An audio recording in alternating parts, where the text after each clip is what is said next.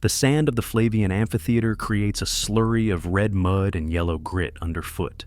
It is 80 AD, and the roar of 50,000 citizens drowns out the singular, wet thud of a body hitting the ground.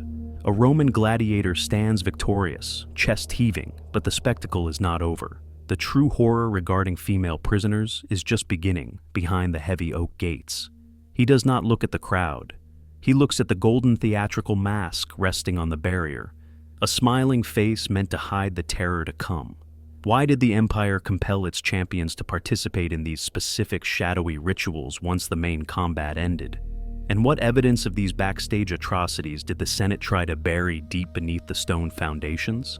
The sun beats down, but the air is already cold.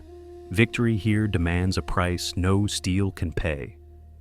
If you are brave enough to face these dark histories, leave a like and subscribe and comment below where you're listening from tonight. And now, back to the story. The roar of the Colosseum is not silence, but a dull, rhythmic vibration in the limestone walls, a heartbeat of a beast that has just been fed. The victorious gladiator does not return to the sunlight of the city. He descends. The elevators and trapdoors that service the arena floor lead down into the hypogeum, a labyrinth of stone corridors where the air is thick with the smell of rancid animal fat, wet sawdust, and unwashed bodies. Here, the glory of Rome is stripped away to reveal its industrial machinery. The female prisoners are waiting in the semi-darkness. They have been marched from the damp cells of the Ludus Magnus, the training school, through the connecting tunnels. These are not merely spoils of war. They are carefully selected props for the evening's private theater. Soldiers push them against the rough masonry, checking their bonds. There is no shouting here, only the efficient clinking of iron keys and the scratching of a stylus on a wax tablet. A bureaucrat, likely a freedman serving the editor of the games, walks the line. He does not look at their faces. He looks at the tags around their necks. He erases their identities with a swipe of his thumb against the wax. A woman from Judea becomes Andromeda. A captured daughter of a Dacian chieftain becomes Hesione. They are assigned roles in a mythology they do not understand, numbered like cattle to ensure the inventory matches the script. The gladiator stands nearby, wiping the sand from his arms with a rough cloth. He is no longer the hero. He is the jailer, the looming shape of inevitable violence. Hope dies faster in the dark than blood dries. Yet, in this suffocating corridor, there is a flicker of human will. The Dacian woman stands straighter than the rest. Her hands are bound with raw leather that cuts into her wrists, but she refuses to look at the floor. She fixes her eyes on the smoky torch sputtering in the iron sconce on the wall.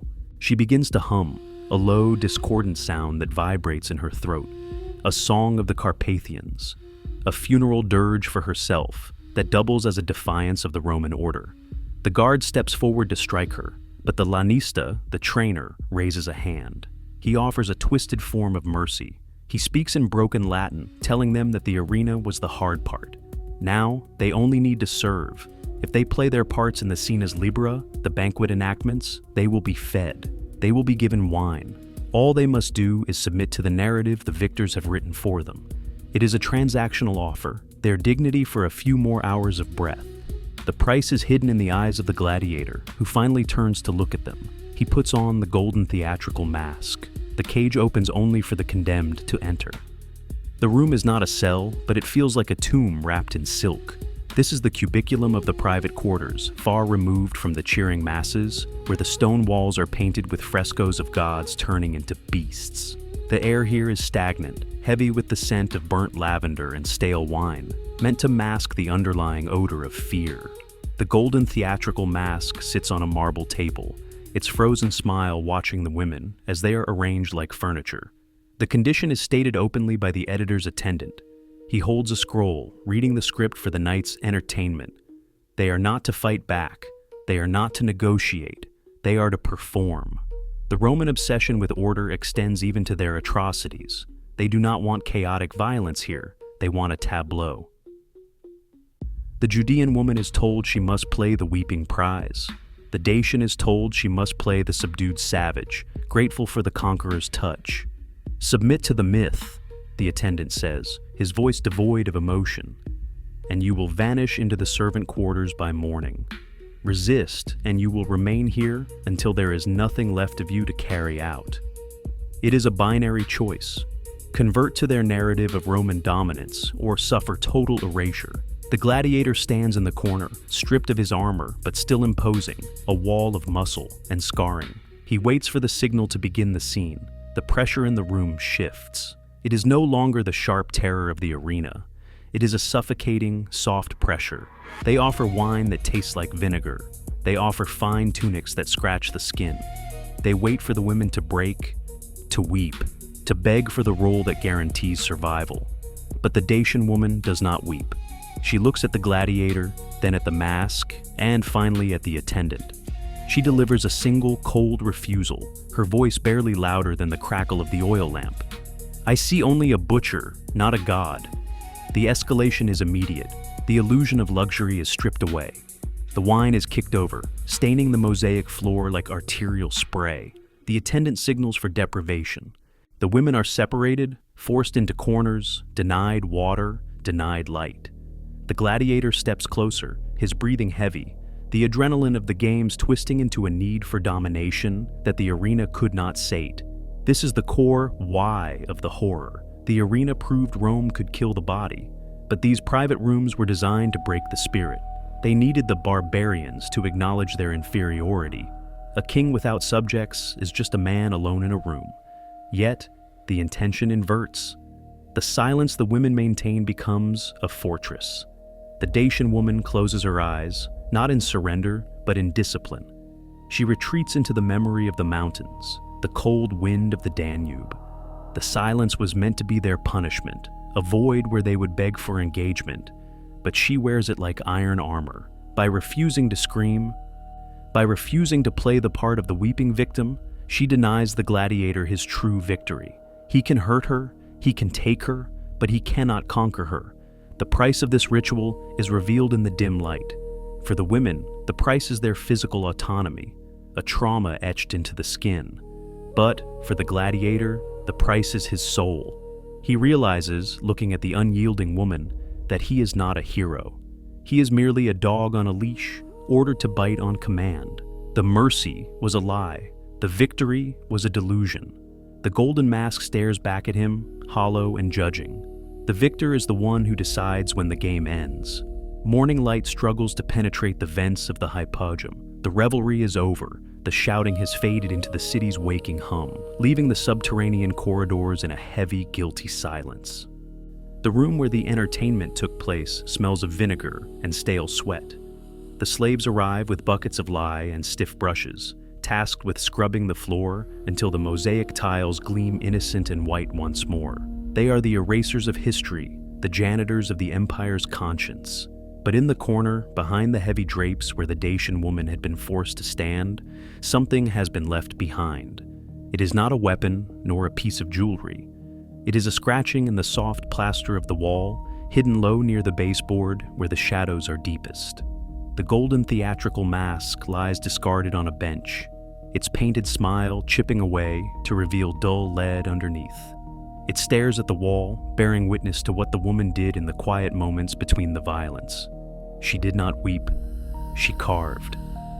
Using a splinter of bone or a hairpin, she etched a series of jagged lines into the stone. It is not Roman Latin. It is a crude geometric pattern, a solar wheel of the Danubian tribes, a symbol of continuity and eternal return. Stone keeps secrets that parchment is too weak to hold. This is the wordless rite of memory. The women knew they would not leave these rooms as they entered, or perhaps not leave at all. So they sanctified the space of their defilement. They turned a prison into a reliquary. By carving the symbol, the Dacian woman reclaimed the territory. She designated this cubiculum not as a place of Roman victory, but as a site of ancestral resistance. It is a small, invisible rebellion, a way of saying, I was here and I remained myself. Archaeological records from the excavations near the Calian Hill, where the barracks once stood, suggest the existence of such unofficial graffiti, names and prayers scratched into places they shouldn't be. These carvings are often dismissed as the idle doodles of guards, but the depth of the incisions suggests a frantic, desperate purpose. In the damp soil beneath the foundations, fragments of votive offerings have been found. distinct, non-Roman amulets tucked into the masonry. This is the revelation that the Senate tried to bury. The horror wasn't just the sexual violence, it was the ritualistic nature of it. The gladiators, superstitious and fearful of death, believed that by dominating these barbarian women, they were stealing their life force, absorbing the savage vitality of the enemies they defeated in the arena. The abuse was not merely recreational, it was a perverse, magical transaction intended to ward off the evil eye of Nemesis. The slave washing the floor pauses. He sees the carving. He sees the solar wheel. For a moment, the broom stops. He looks at the golden mask, then at the wall. He dips his brush in the lye, poised to scrub the carving away, to finish the work of the empire. But he hesitates. He knows that to erase the mark is to kill the woman a second time. History is written by the victors, but it is haunted by the survivors. The lie does its work. The slave, under the watchful eye of the overseer, applies the brush with rhythmic, heavy strokes. The white chemical froth eats into the limestone, dissolving the dirt, the wine stains, and the faint, jagged scratching of the solar wheel. The Dacian woman's final testament is smoothed away until the wall is blank once more, ready for the next prisoner, the next night, the next inscription that will never be read. Upstairs, in the administrative offices of the Ludus, a scribe dips his reed pen into black ink.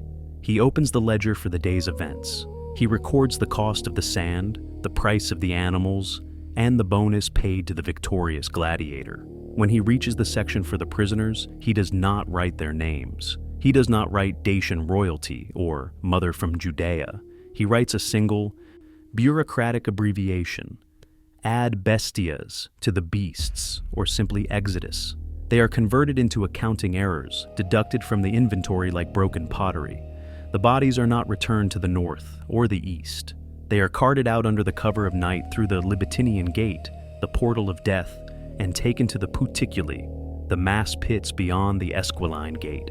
There, they are mixed with the refuse of the city, the broken amphorae and the ash of the bathhouses.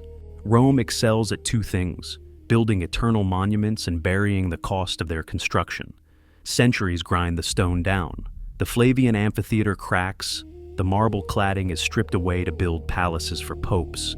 The hypogeum fills with earth and rain. The screams that once bounced off these walls have dissipated into the atmosphere, leaving no physical trace. Modern tourists walk the gangways now, looking down into the maze of ruins.